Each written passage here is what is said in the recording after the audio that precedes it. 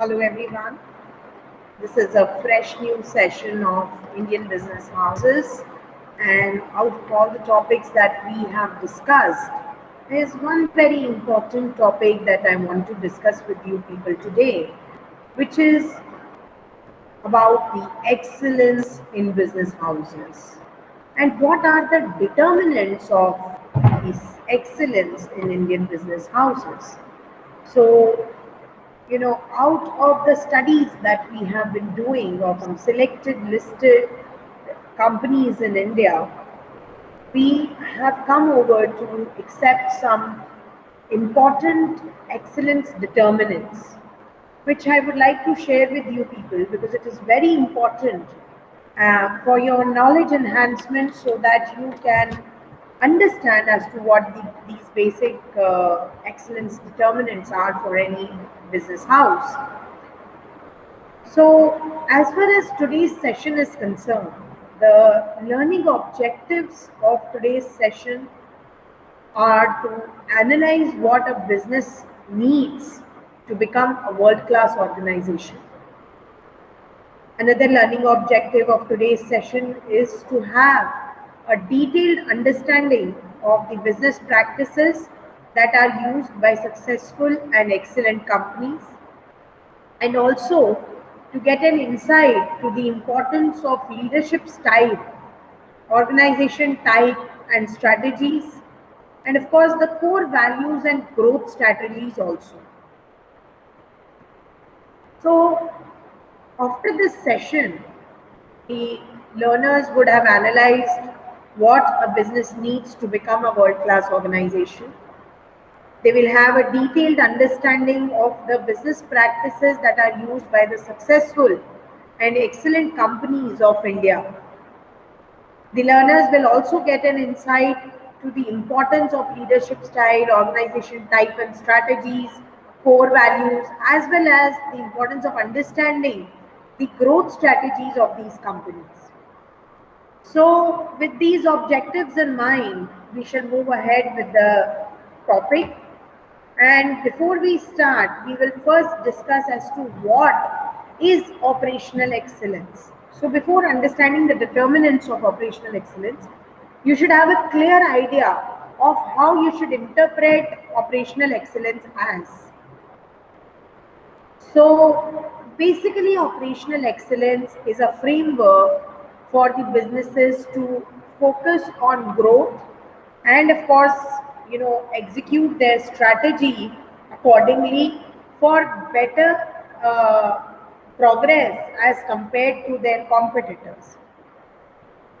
So, the first step towards this achievement of organizational excellence is to build a very efficient system or very effective processes that make it absolutely clear to your employees you know whether or not they are within the system of the organization or not, but even if they are the stakeholders of the organization somehow, should be absolutely clear for them that what are the needs to run that business smoothly, and to make it possible for the team members to step in with improvements whenever necessary.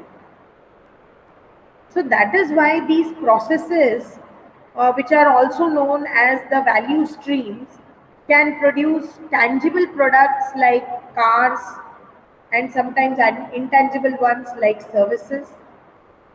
So, drawing from the continuous improvement along with some other tools that the companies use for achieving operational excellence, one can adopt a mindset of, you know, uh, going ahead with the problem solving or going ahead with a good teamwork, and of course having a top line growth along with those strategies.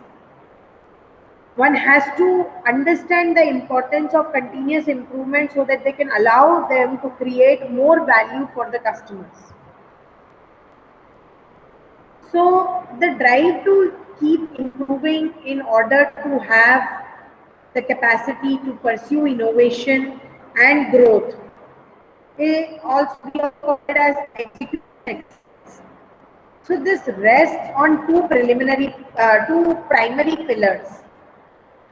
One of them is the systematic maintenance of operations, and the other is the commitment to a positive culture that focuses on customers' needs and empowers the staff. So, whenever an organization has an empowered staff members, you know, these staff members have a clear understanding of the goals and the plans of an organization, and that is why they feel more. And of course, they also come up with ways to fix the problems that are arising in front of the organization. So that is why, this execution excellence becomes highly important for, empowering your staff members to not only feel secure, but also to take good initiatives in the pathway of having or to achieving the goal of the organization. So whenever an organization is practicing operational excellence, it requires the organization to see the concept as a culture, and not only see it as a culture but to imbibe it within the system of the organization, which permeates everything that you do, which means that excellence permeates everything that you are doing, each and every process that is happening, each and every step that you are taking, decision that you are making, rather than having an isolated type of initiative or an event. So that is why it is mostly seen that all the organizations which are operationally excellent, such companies manage their operations with to the customer at the exact moment when they desire it. And of course, at the lowest cost, with very little efforts that are put in, and at the price which the customer finds reasonable and affordable. So many people struggle to actually understand this operational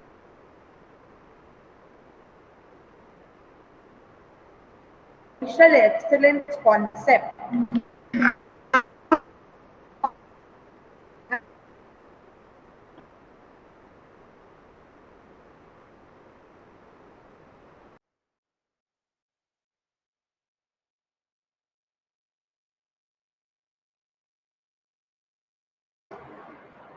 So, this many people are still struggling to understand the operational excellence because the concept has inspired many definitions. So, some of these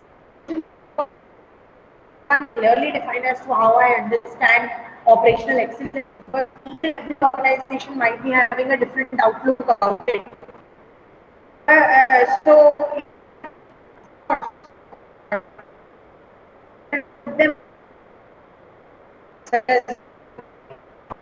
into practice of being the best and achieving a world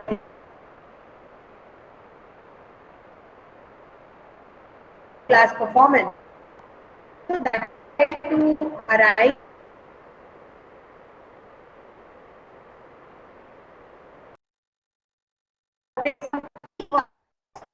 in the continuous improvements methodologies, through which you can actually understand that what we exactly mean by this excellence. Operational excellence basically focuses on value. Like, there are multiple correlated theories of Lean, Six Sigma. Operational excellence actually shares a focus with them on the concept of value. So these theories basically define the value from the customer's viewpoint. So value in essence represents what the customer really wants and is willing to pay, or is willing to pay for it or not. So that is why, the value streams are the processes for building products or services which the customers actually want and desire. So whenever there are systematic improvements in the operational excellence, they are actually geared towards creating efficient value streams, meaning that they follow at the rate of customer demand.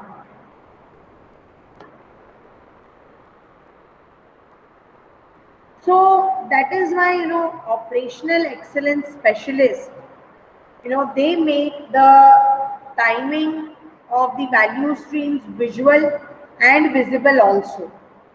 So in a manufacturing plant, the assembly line is an instantly visible value stream.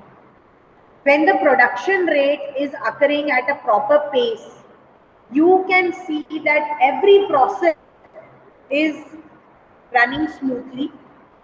In other words, when the rate is ideal, there are no bottlenecks. So there is no backup for semi-processed goods, and there is no downtime within which the workers will wait for the material to arrive from the previous station. So if you're producing an intangible product or a service, like maybe a software or a consulting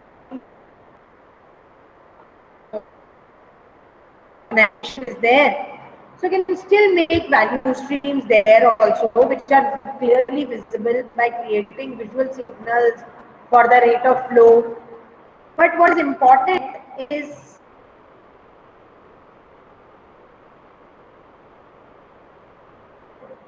every member of your organization can see when things are working properly or can act to solve a particular problem whenever it is arising. So that is actually a value stream in which each and every person of that organization exactly knows as to what is going on and how I'm supposed to deal with it and how I'm going to give my best while dealing with that problem. So that is what is a value stream. So the idea of this operational excellence, or this idea of this value stream is so important to the tenets of operational excellence that the Institute for Operational Excellence basically defines operational excellence as the point at which each and every employee can see the flow of value towards the customer and can fix that flow before it breaks down. So that is how operational excellence is actually defined. And that is the reason why I had first given you the background of value stream and then I spoke to you about the definition of operational excellence. So now coming to the principles of operational excellence, we will be now discussing them one by one.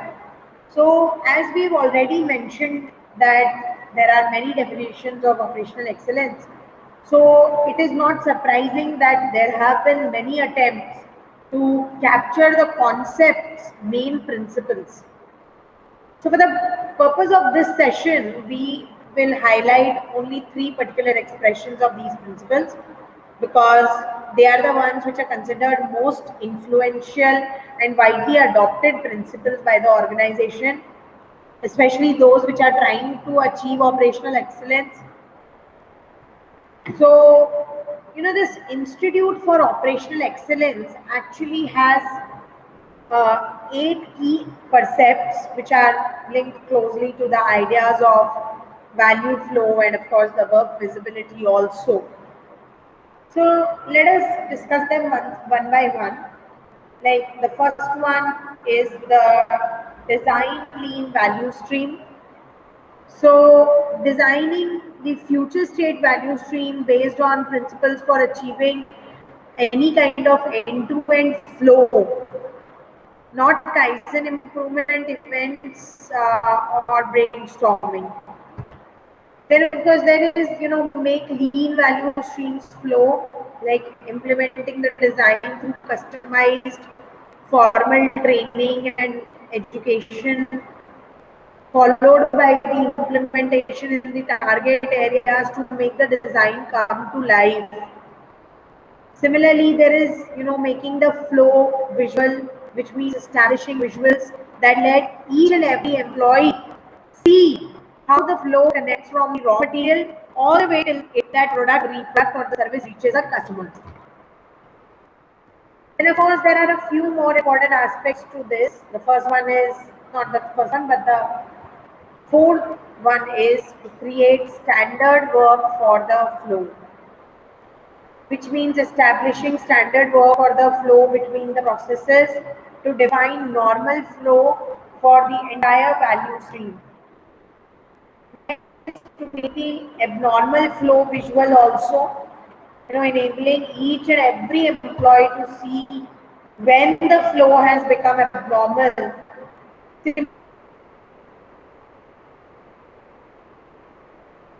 Simply with their eyes by using different tools such as color coding will be very effective in this. Then next is creating standard work for the abnormal flow, wherein you work with the employees on menu of choices or how they respond to abnormal flow, and this will actually help you eliminate the need for management interventions while the project is on.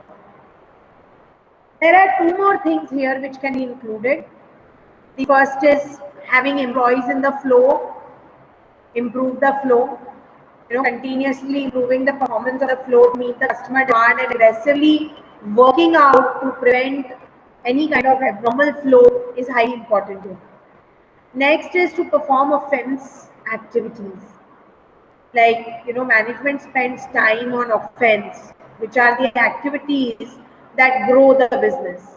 So including becoming a solution or technology provider to the customers, till innovating future products with the customer, and some more things like these are included in performing offense activities.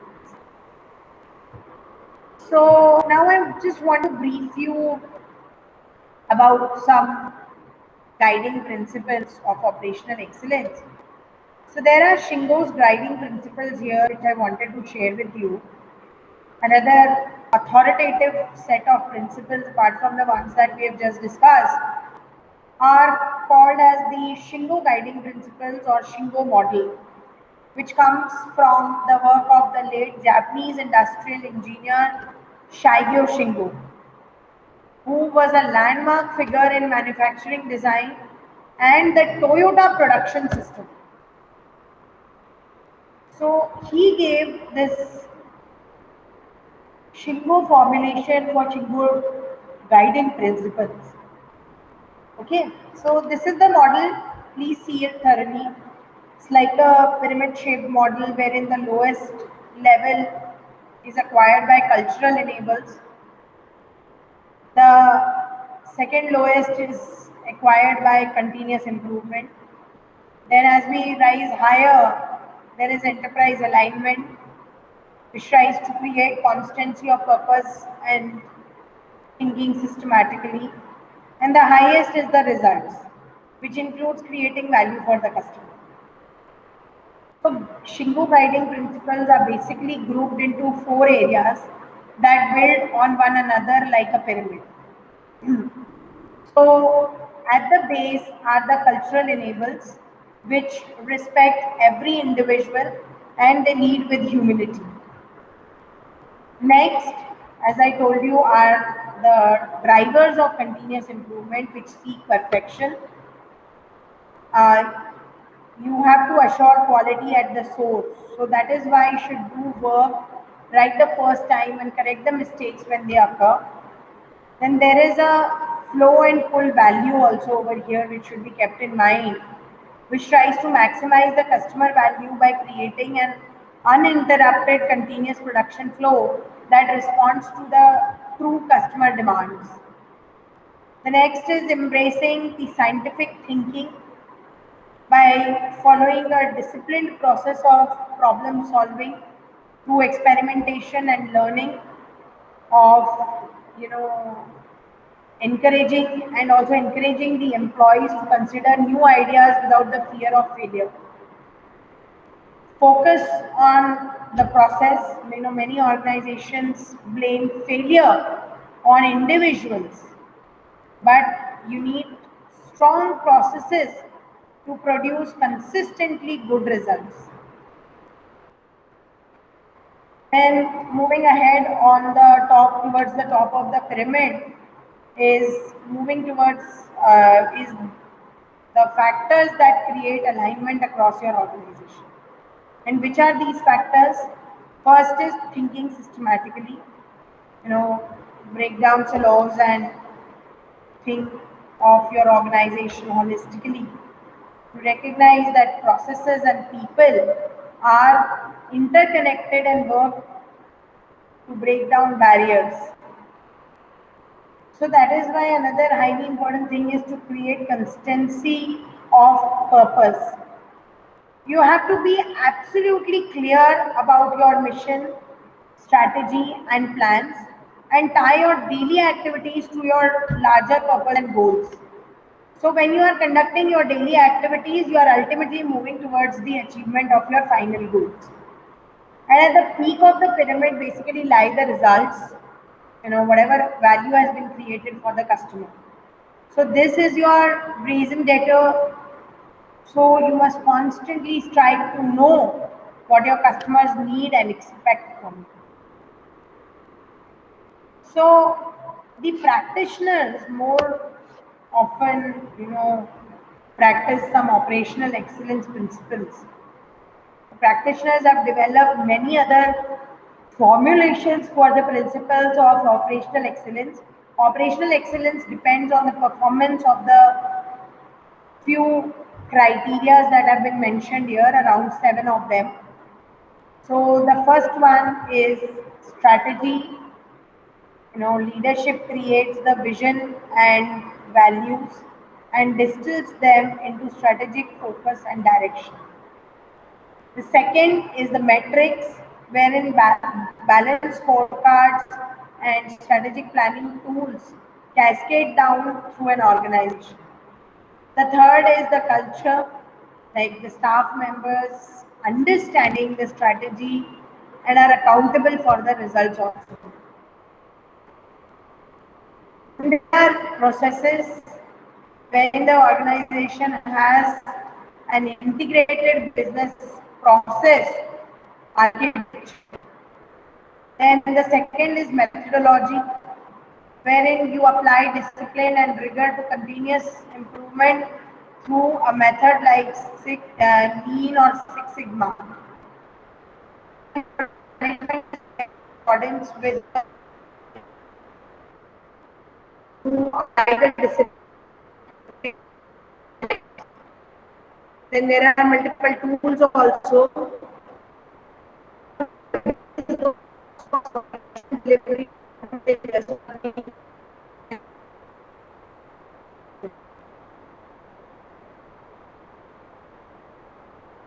Understood. Let us move ahead and discuss, what are the major reasons that the operational excellence efforts have failed. You know?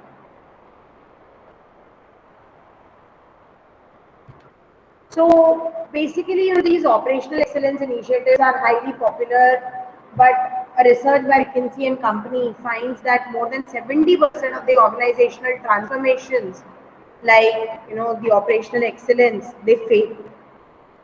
Flawed leadership and poor communication are one of the most common causes here.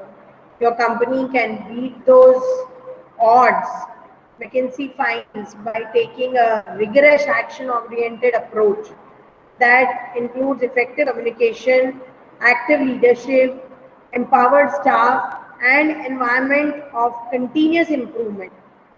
So the firm identifies 24 practical actions that foster success.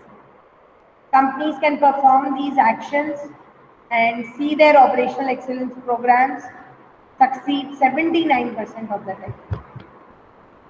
Wherein experts say that the causes for failure usually fall under the headings of leadership, mindset, and execution. So, reasons that leadership causes operational excellence programs to fail would include any of the following, which I'm going to mention now, like maybe senior manager either lacks understanding or expertise in the operational excellence and embarks on the effort for the wrong reasons. Leadership is unclear or inconsistent. Sometimes leaders don't model the changes they ask of the staff members. Similarly, senior management focuses too much on short term results and they lose sight of the significance of the customers. Now, if we talk about operational excellence, it can run aground if the right mindset is not in place. You cannot view your effort as one-off initiative. It must become your culture. Resistance to the change amongst the staff can also derail an operational plan. Execution related reasons for failure would include implementing your effort top down without bottom up feedback, making too many changes in a short term, confining improvement efforts within silos so the whole organization does not benefit, or maybe not aligning the roles with the strategy, having poor communication, having a lack of accountability, and failing to measure the results are also included in this.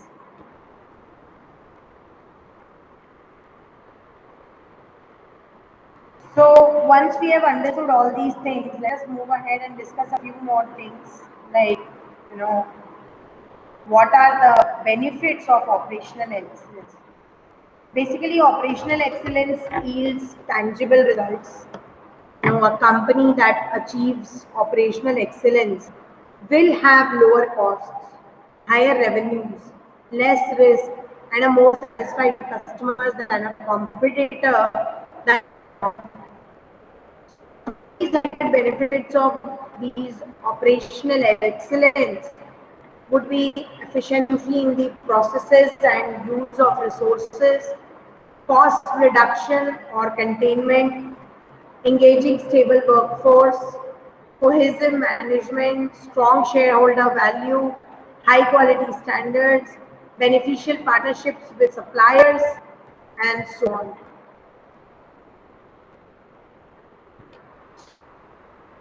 Is operational excellence so important? Operational excellence is basically oriented and ongoing adaptation. That's why it is agile. So it is flexible and dynamic.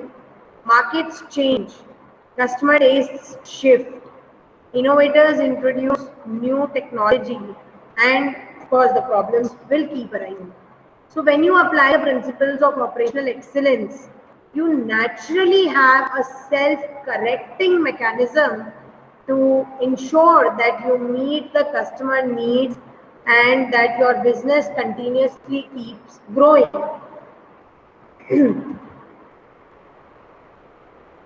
So there are some strategic perspectives to this also, which means that when you are trying to practice operational excellence, your company leadership do not need to get involved in solving the lower level problems and managing the daily operation.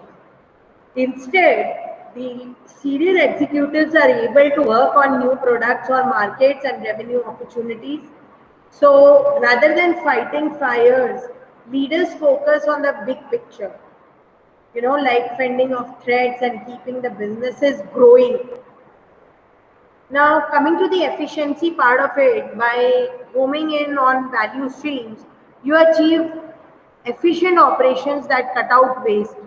So, by doing this, you can deliver value to customers at the best possible price, and of course, keep the quality very high. Efficiency also results in greater profitability. Now, there are two more things that are left here. One is the workforce and one is the growth. So, what do you mean by workforce? Empowering your employees to solve the problems, creating a strong organizational culture which will help you attract and train the staff. In this climate, the team members are more willing to consider new ideas and are motivated to bring suggestions to the management. So these improvements can lead to new opportunities, cost cuts, or maybe increased demands.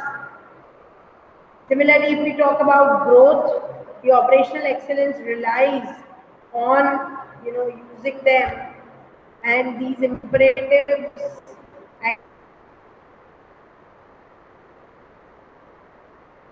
actually provide a template for running your business that is easy to transfer to the new locations or teams, and of course sometimes facilitating the growth also. Optimize each aspect of an organization, simplify best practices, the training of the new staff becomes very easy. So that is all from my side for this session. Will also have enjoyed it as much as as I have in taking this session. So that is all from my side for today. We'll be continuing some more of the discussions on operational excellence in the next section. Meanwhile, this is Dr. Swati Mishra from International School of Business Management at Suresh Ganviar University signing off. Thank you and have a bye-bye.